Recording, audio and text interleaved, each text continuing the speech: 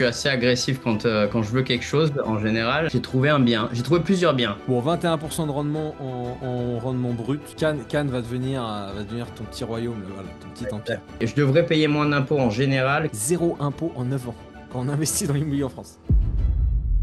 Bonjour à tous, ici Frédéric d'Imo pour Expat. Je suis aujourd'hui avec Julien qui est membre chez tout simplement Imo pour Expat. Il a une superbe histoire, il habite aux États-Unis et on va tout simplement expliquer un petit peu ce qui s'est passé pour lui. Et je pense que ça va inspirer beaucoup de personnes. Donc Julien, peut-être est-ce que tu peux brièvement te présenter pour que les gens sachent qui tu es? Ouais, bien sûr. Je m'appelle Julien, donc j'habite sur la côte est des États-Unis. J'ai grandi à Cannes, dans le sud-est de la France, donc. Et chaque année, avec mon épouse, on rentre en vacances à Cannes et à chaque fois, on rêve d'investir et d'avoir un petit appartement, un pied-à-terre pour peut-être la retraite ou même quand on vient rendre visite, quoi. Donc moi, ici aux États-Unis, je suis pompier à temps plein. Et ma femme est instructrice, donc elle est professeure d'économie. Ok, et donc toi, pour que je comprenne bien, c'était quoi ta situation avant que tu rejoignes l'accompagnement? Enfin, est-ce que tu t'étais déjà intéressé à l'immobilier? Euh, où est-ce que tu en étais par rapport à tout ça en fait? Alors honnêtement, moi au début, j'ai commencé avec mon épouse, chaque année on devient de plus en plus sérieux sur l'idée d'investir. Et donc on a regardé un petit peu sur les forums Facebook, tout ça, et puis il y a des forums qui essayent de guider les expats sur les investissements. Et on a essayé deux, trois petites techniques. Alors on a essayé, on m'a dit, ouais, il y a ces banques qui sont meilleures que d'autres. Donc moi j'ai envoyé mon père qui habite sur place et je lui ai dit, demande si c'est possible d'ouvrir un compte en tant que résident américain, que citoyen américain d'ailleurs. À chaque fois qu'il est allé, ils lui ont dit non, non, mais là, les expats, on fait pas du tout, c'est mort. Vous arriverez jamais à trouver quelqu'un qui vous aide. C'est pas possible, ça se fait Ok. pas. Et ça, c'était quand ça? Je crois qu'on avait fait cette demande, allez, il y a peut-être un an, ouais, quelque chose Il y comme a ça. un an. Donc suite à ça, qu'est-ce qui se passe? Tu laisses tomber, tu laisses... En fait, on s'est dit, bon, bah, c'est mort, ça se fait, ça se fera pas, quoi. C'est dommage, mais bon, ça se fera pas. Donc, on aurait bien enfin, on veut investir dans la pierre, quoi qu'il arrive. Donc, on regardait un peu aux États-Unis, mais aux États-Unis, les taux, c'est un truc de Ouais, mal. ça tape. On est sur la côte est, on est assez prône aux ouragans. Il y a toujours des désastres naturels. Là, en ce moment, la Californie, ils sont en train de prendre feu. Donc, c'est dur. Après, voilà, je sais pas si c'est l'algorithme de Facebook qui fait ça, mais on a toujours des pubs qui reviennent sur Facebook. Et puis, je suis tombé sur la pub Imo pour expat. Donc, avec ma femme, on a regardé un petit peu. Et puis, honnêtement, c'est comme tout sur Facebook. Comment dire? On a enquêté là-dessus parce qu'on s'est dit c'est un peu trop beau pour être vrai, quoi. Peut-être que c'est une arnaque, c'est un scam Ouais. donc j'ai fait sur Google, j'ai regardé un petit peu, regardé les avis de tout le monde et on s'est dit bah ça a l'air d'être raisonnable pour le prix, c'est un accompagnement qui a l'air bien, quoi. Et on s'est lancé. Donc j'ai eu un premier rendez-vous avec un de tes collègues Ouais. en France d'ailleurs. C'était Thomas, je pense, ouais. Exact. Euh, exact. Et il nous a expliqué le tout. Donc on s'est lancé. Donc c'est comme ça que l'aventure Super. a... Ok, je comprends. Donc un an. Et tu dirais que avant qu'on commence cette histoire ensemble, c'était quoi tes principaux problèmes? Par exemple, tu as parlé du financement, donc ça c'était un problème, je suppose, Oui, oui, oui. majeur. Ouais. Donc en fait, oh, comme je dis, chaque année, on avait de plus en plus envie d'investir. Au début, on s'est dit, on va investir, on va prendre une banque française parce que les taux sont plus intéressants. Mais bon, ça a été annulé directement. Après, on s'est renseigné sur les banques US pour investir en France, ce qui est possible.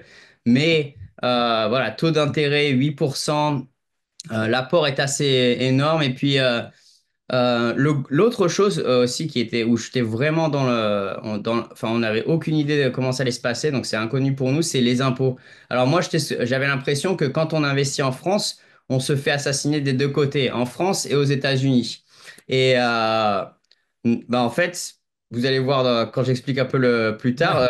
non, il y a moyen c'est encore mieux que ce qu'on espère, quoi. Ouais. Mais ça, si tu fais bien de le dire, alors ça, c'est un cliché énorme.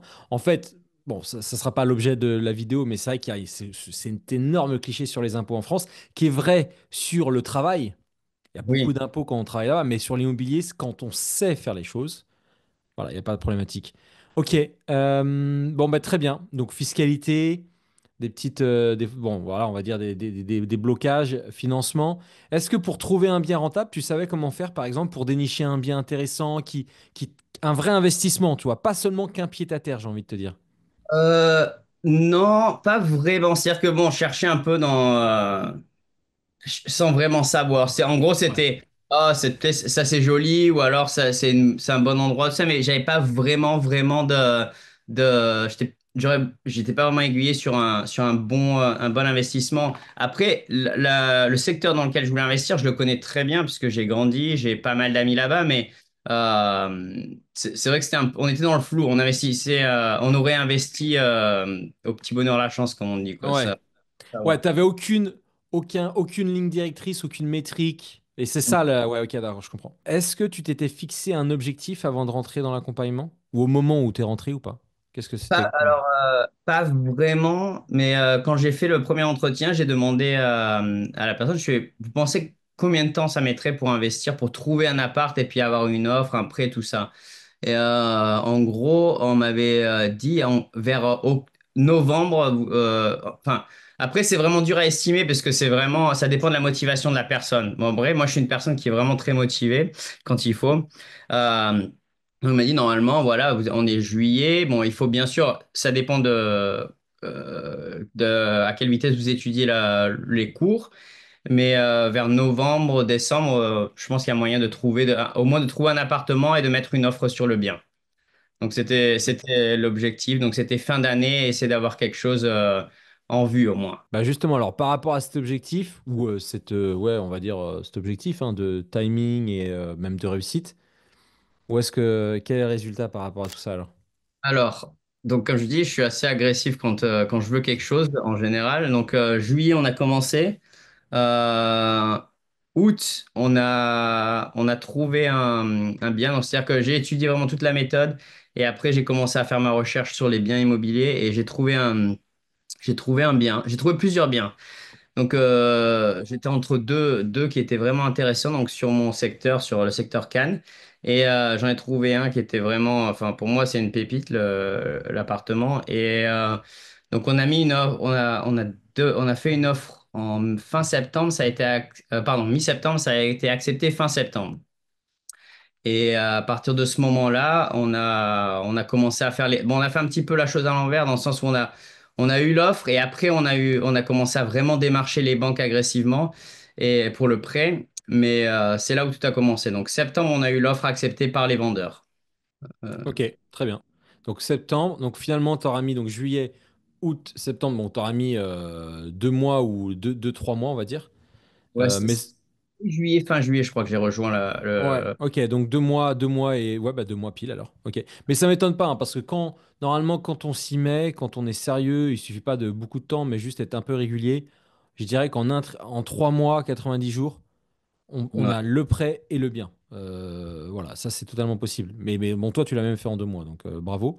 Super. Bah justement, est-ce que tu peux nous en dire un petit peu plus sur le bien, parce que tu as dit que c'était une pépite, donc bon, en tout Ouais, cas bien ça sûr. attire mon attention, même si évidemment j'ai les réponses, mais quand même. Alors, en fait, donc j'ai cherché sur le secteur Cannes parce que mon but c'est de faire de l'investissement. Enfin, à la base c'était de faire d'avoir un petit pied à terre. Donc pour moi, j'étais dans l'optique pied à terre. Pour le faire rentable, je vais faire du Airbnb ou de la location courte durée. Donc, je cherchais, pour ceux qui connaissent un peu Cannes, donc il y a le festival du film, mais il n'y a pas que ça, il y a plein de conventions toute l'année là-bas. Donc, Ouais. je pense que c'était dans le secteur afin de pouvoir le louer facilement à des bons prix. Donc, j'ai recherché un peu partout là, dans le coin et j'ai trouvé une affaire. En fait, c'est un appartement qui fait 40 mètres carrés, donc 36 lois Carrez. Et je l'ai touché à 135 000. Donc il était, je crois, à 140, il le mettait. Et j'ai réussi à le descendre à 135. Ce qui, pour la surface et la proximité du palais, donc on est à 10 minutes à pied du palais des festivals, ce qui est rien du tout. Donc Ouais. c'est vraiment une bonne affaire.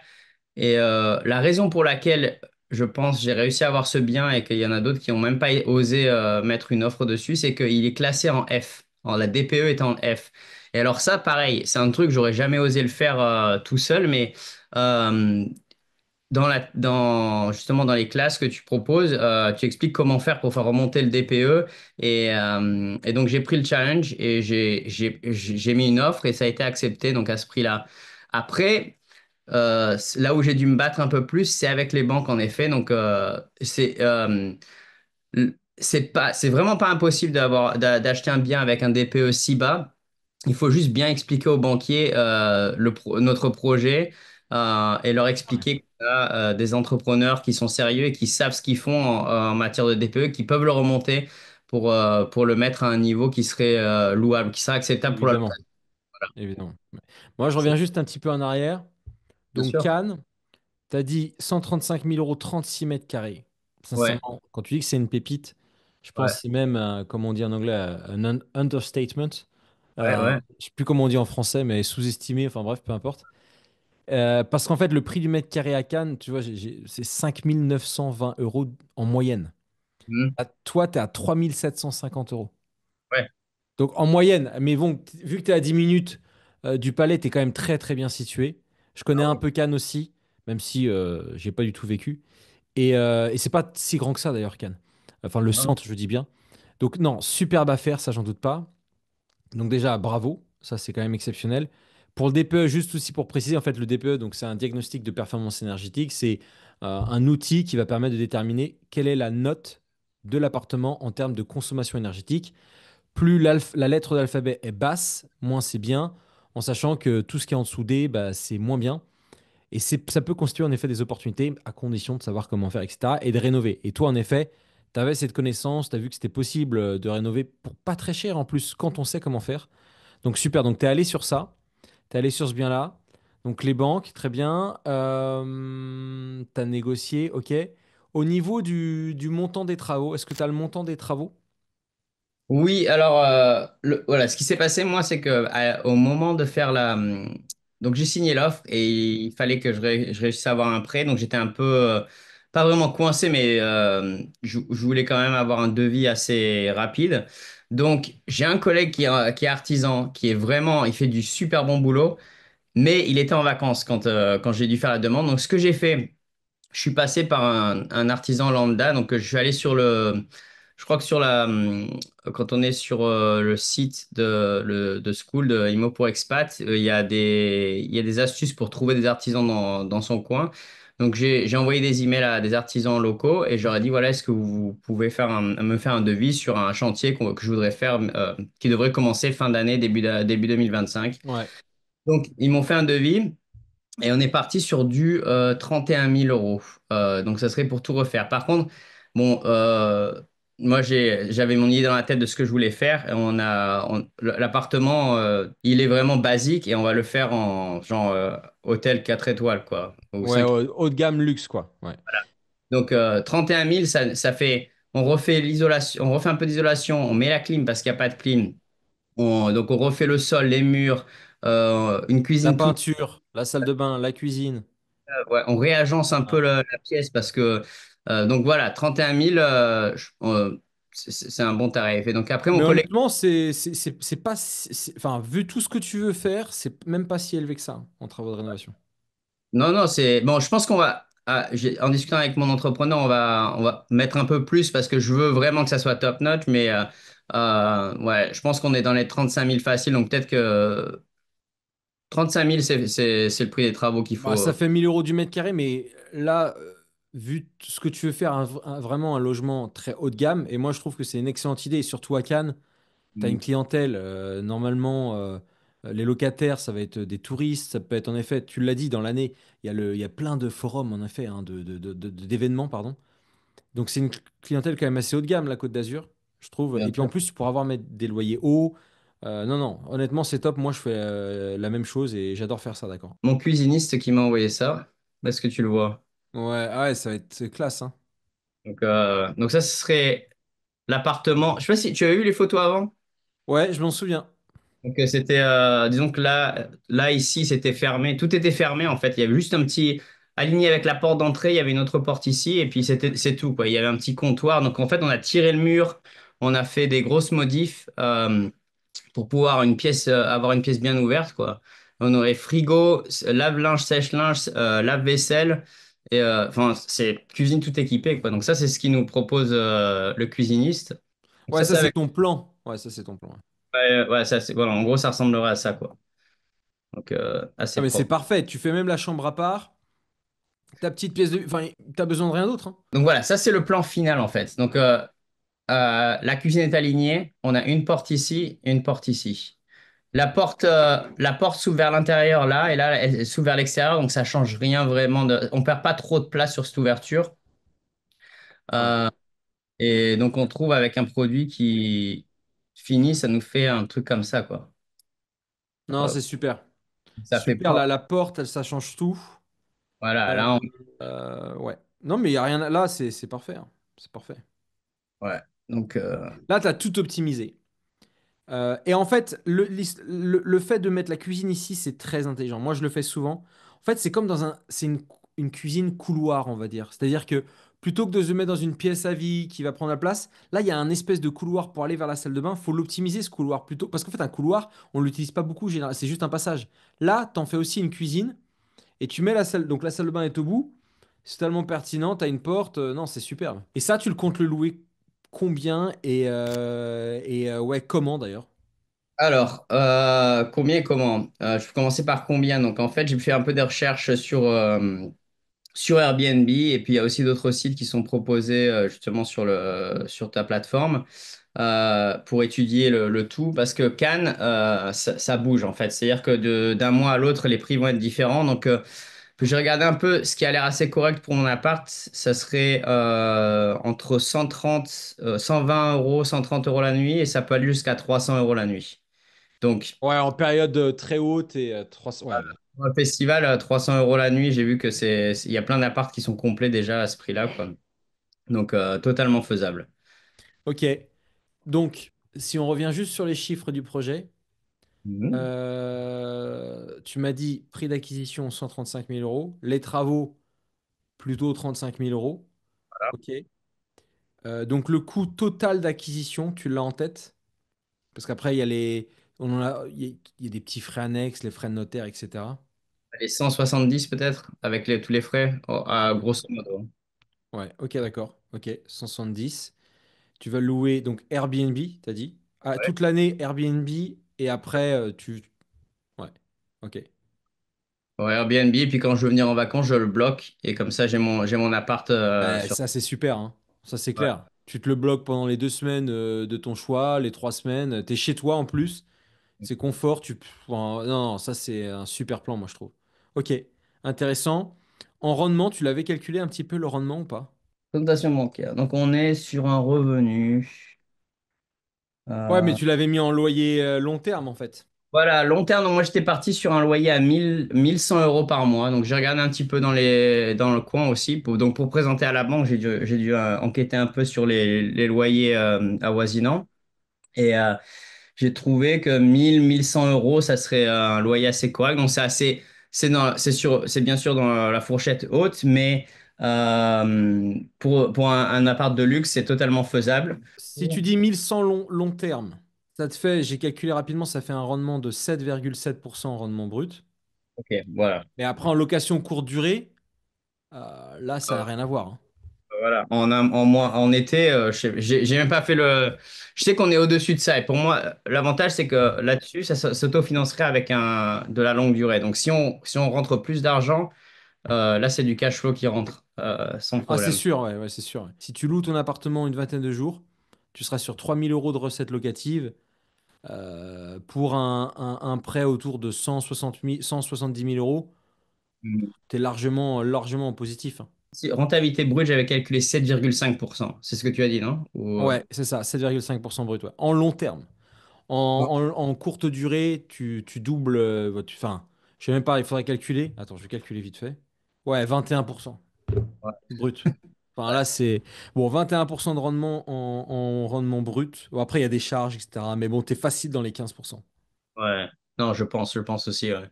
Ouais, bon, en tout cas, super investissement. Mhm. Ouais. Et puis, ça donne envie ton projet. Honnêtement, Cannes, le soleil, du haut de gamme, bien. Enfin, franchement, ça va être trop chouette. Ok. Pour le financement maintenant, Alors, qu'est-ce que ça a donné? Quel accord tu as eu? L'accord de financement, c'est quoi l'apport que tu as dû mettre? et c'est là où j'ai eu vraiment deux banques qui m'ont offert des prêts assez intéressants. Et celle que j'ai choisie, pour moi, c'est celle qui m'a offert les meilleurs taux et la meilleure offre. Donc, en fait, j'ai 19% d'apport avec un taux à 4% et sur 25 ans. Ce qui est assez exceptionnel sur de la résidence secondaire parce que la plupart des banques me disent non, non, mais de toute manière, en France, c'est 20 ans sur la résidence secondaire. 25, c'est uniquement sur votre résidence principale. Mais bon, voilà, comme quoi que tout est possible si on s'y Non, ouais, met. c'est sûr, 25 ans pour un investissement immobilier, c'est juste superbe. Ce qui fait que ta mensualité elle est toute petite. Et puis 19% d'apport, tu passes de refus constant avant que tu rejoignes l'accompagnement à 19% d'apport. Et en plus, il y a quelque chose qu'on n'a pas mentionné, c'est que toi, bon, tu as la citoyenneté américaine en plus de la citoyenneté française, mais tu es marié à une américaine aussi. Bien sûr, ouais. À l'époque, elle était juste. Donc, quand j'ai commencé tout le procédé, elle était juste américaine. Elle est devenue française il y a un mois. Donc, quand on a tout commencé pour eux, pour les banquiers, elle était juste citoyenne américaine. Et on a fait la demande ensemble. C'est-à-dire Ouais. qu'on a ouvert un compte joint et on a fait la demande en tant que couple. Et même si ta femme donc, était américaine lors de la démarche bancaire du financement, tu as quand même réussi à avoir bon, un accord 10% qui a fini par capoter, et après, et un autre accord 19%. Donc, tout est possible. Et moi, j'avais une question par rapport à ça, c'est aujourd'hui, enfin, comment tu te... Est-ce que tu estimes que voilà, c'est une réussite, que tu as rentabilisé l'accompagnement? Comment tu te sens par rapport à tout ça? Euh, Je trouve que c'est une réussite. Bon, déjà, j'ai appris énormément sur l'immobilier et sur les investissements. Donc, ça, quoi qu'il arrive, ça, c'est déjà un plus. Surtout qu'habitant aux États-Unis, quand on prend des cours, quoi qu'il arrive, ça a un coût. Donc, il faut le savoir. Après, le coût par rapport à ce que j'ai appris et ce que je vais réussir à rentabiliser et à récupérer en investissement, c'est clair que ça le fait. Ça le vaut. Euh, après, bon, après, moi, j'ai limite changé d'optique. À la base, je voulais juste un petit pied à terre et maintenant, je vois qu'il y a vraiment du potentiel. C'est faisable, donc ça m'a ouvert une nouvelle porte. C'est faisable, donc moi, je pense que une fois qu'on a fini ce projet-là, j'ai déjà en tête un deuxième projet sur lequel je commence doucement à travailler. Et je pense qu'ainsi de suite, je vais continuer parce que c'est vraiment, pour moi, ça peut être une bonne façon d'avoir une retraite anticipée et de Ah bah vivre. ouais. Donc, donc Ouais. Donc tu passes d'un pied-à-terre à vouloir être investisseur immobilier, avoir plusieurs apparts et magnifique, super. Tu penses, qu'est-ce qui serait passé si tu penses, si en fait tu n'avais pas décidé à ce qu'on travaille ensemble? Est-ce que tu penses que tu aurais pu réussir tout ça aujourd'hui? je pense pas que j'aurais pu réussir ça, mais même si, allez, on va dire qu'il y a une banque qui aurait voulu peut-être prendre un risque et le faire, on aurait eu, allez, un apport de 50%. Donc en fait, on a une petite cagnotte ici avec mon épouse et moi, mais on aurait dû tout mettre pour pouvoir investir là-dedans. Et Hmm. du coup, on n'aurait plus rien. Enfin, on aurait quand même un petit peu de marge de sécurité, mais on ne pourrait pas réinvestir derrière. Tandis que là, avec 19% d'apport, on ne touche pas vraiment beaucoup à notre cagnotte ici. Donc, du coup, on a encore des sous pour réinvestir derrière sur un autre appartement. C'est ça qui nous a donné l'idée de continuer. Bah Euh, oui. Notre taux d'endettement, il est encore super bas avec juste ce bien. Donc, je pense qu'on peut encore y aller sur plusieurs projets après ça, Ouais. quoi. Cannes va devenir ton petit royaume, voilà, ton petit empire.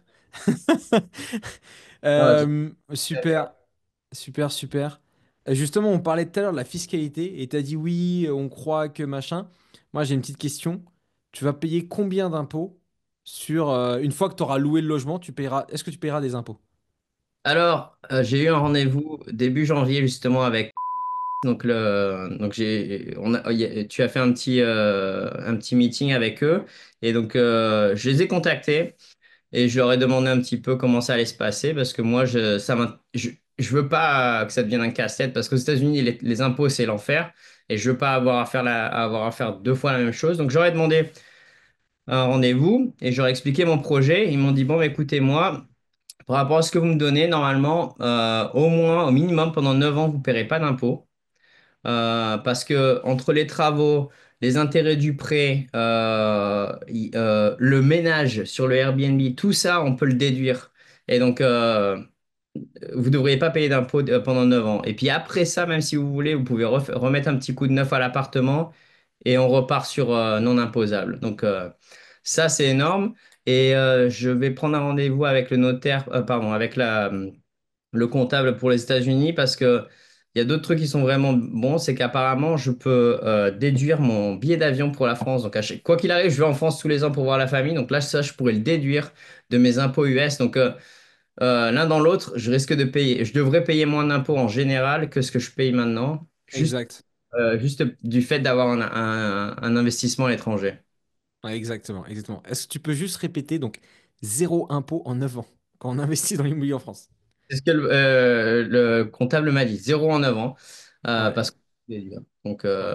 Ah, mais c'est ça, et c'est ça qui est incroyable, c'est qu'il y a plein de gens. Moi, il y a beaucoup de gens qui me contactent et ils me disent, oui, mais en France, on paye beaucoup d'impôts, j'ai vendu mon appartement, je loue mon appartement, je paye beaucoup d'impôts. Mais c'est parce que ces personnes-là ne savent pas comment s'y prendre. Oh, et moi, parfois, je leur réponds, parfois, bon, je réponds même plus. Et parfois, je réponds, je dis, mais non, mais c'est un problème d'expertise. Vous ne parlez pas aux bonnes personnes. Vous n'êtes pas bien accompagné. alors, c'est marrant que tu dis ça parce que j'ai une amie qui est un collègue pompier, sa copine est française. Et elle a 2 appartements en France et elle a dit, moi, non, mais je l'ai vendu parce que c'est un casse-tête, je paye trop d'impôts et tout. Et puis je lui ai dit, mais comment ça, tu payes trop d'impôts? Tu le loues meublé? Elle fait, non, non, il est nu, enfin, je le loue sans rien, quoi. Et je fais, et t'as fait des travaux dedans? Non, non, il est juste comme, enfin, et donc je Ouais. fais, donc, en fait, t'as rien à déduire, tu peux rien déduire là, de l'appart. Elle me fait, ouais, bah, tu le déclares comment ton appart pour les impôts? Elle fait, je sais pas. Donc en fait, voilà, c'est le fait de ne pas savoir, alors qu'on peut. Et mon frère, pareil, il a un appartement, il paie des impôts dessus. Je lui dis, mais là, tu devrais rien payer normalement si tu te débrouillais bien, quoi. Donc, non, c'est vrai, c'est l'expertise, ça change tout. Et je pense que le comptable que tu nous as recommandé, enfin, il gère tout pour nous à un frais minimum. Et en plus, les frais de comptable sont, sont des Déductible. impôts. C'est magnifique, quoi. Donc, ça, Non, c'est c'est. clair. Et même, il n'y a pas, honnêtement, et j'ai étudié beaucoup de pays, j'ai étudié beaucoup de conventions fiscales, j'ai étudié par exemple, bon, les États-Unis, c'est un système en immobilier qui ressemble quand même à celui de la France, au niveau fiscal, je dirais. Il y a quand même pas mal de similarités à ce niveau-là, pour certains régimes fiscaux très intéressants, mais dans les autres pays, il y a rarement ça. Il y a rarement ça. Par exemple, en Angleterre, tu ne peux même pas déduire les intérêts du prêt, Ah ouais. ce qui est la base. Ouais, C'est une ouais. dépense totalement naturelle en relation avec un immobilier. Tu devrais pouvoir la déduire. Et tu vois, en fait, c'est un gros cliché. Mais bon, c'est marrant. Ok, super. À quelqu'un justement qui voudrait nous rejoindre mais qui hésite, toi, tu voudrais lui dire, est-ce que tu aurais un mot à lui dire ou qu'est-ce que tu aurais à dire? Honnêtement, ouais. S'il y a une personne qui a une hésitation qui hésite pour rejoindre le programme Immo pour Expat, moi je leur conseille vivement de le rejoindre parce que ça a changé mon optique. Ça m'a permis d'avoir un pied à terre. Maintenant, parce que là, à la base, je vais chez des amis en France chaque fois que je vais là-bas, donc c'est sympa, mais bon, c'est pas chez moi. Là, je vais avoir mon petit chez moi en France, et puis ça va me ramener des sous, donc Ouais. je vais économiser sur mes vacances. Donc, Exactement. Tu économises sur tes vacances, tu vas gagner de l'argent, tu vas payer 0 € d'impôts et tu pourras même payer un peu moins d'impôts aux US quelque part. Donc franchement, super. Super. no-brainer, quoi, no-brainer. Exactement, no-brainer. Il n'y a pas à se prendre la tête, faut pas se torturer l'esprit, faut y aller, ouais. Un Super, peu, bah écoute, je te remercie beaucoup. Ouais, dis-moi. le suivi, franchement, entre toi et Baptiste, à chaque fois que j'ai une question, c'est direct, on a une réponse. Des fois, j'ai eu des petits coups de panique avec les banquiers ou avec le notaire où on ne sait pas vraiment ce qui se passe. Même si on a suivi la méthode, on a étudié le tout, je sais que vous avez toujours la réponse. Donc ça, c'est vraiment, je pense, que c'est vraiment le point fort, c'est d'avoir quelqu'un qui peut nous répondre rapidement sur un problème qu'on a ou surtout qu'on est pris par le temps, quoi. Ouais. Donc, merci encore pour tout ça. Bah non, bah merci de ce partage. Moi, je suis hyper heureux. Je m'en souviens encore une fois répondre à un de tes messages un samedi matin quand tu venais d'avoir l'offre de prêt qui était de 10% d'apport, etc. Et je t'ai dit, ouais, vas-y, fonce. Je m'en souviens, j'étais en train de boire un thé sur une petite terrasse un samedi matin. Et non, mais c'est juste de la joie. Et nous, voilà, le but, c'est que évidemment tout se passe hyper bien. En tout cas, moi, j'étais hyper content. Je pense que ça va inspirer énormément de monde ton parcours. Les Français, peu importe où ils se situent, et notamment aux États-Unis, je pense qu'il faut juste passer à l'action. Il y a vraiment des belles choses à faire. Maintenant, c'est à vous de faire le premier pas, j'ai envie de dire. En tout cas, merci beaucoup, Julien. On reste en contact, évidemment. Moi, j'ai hâte de voir ce que ça va donner, notamment pour les prochains appartes. J'ai hâte aussi de recevoir les photos de l'appartement post-rénovation méga haut de gamme à Cannes. Honnêtement, ça va être magnifique.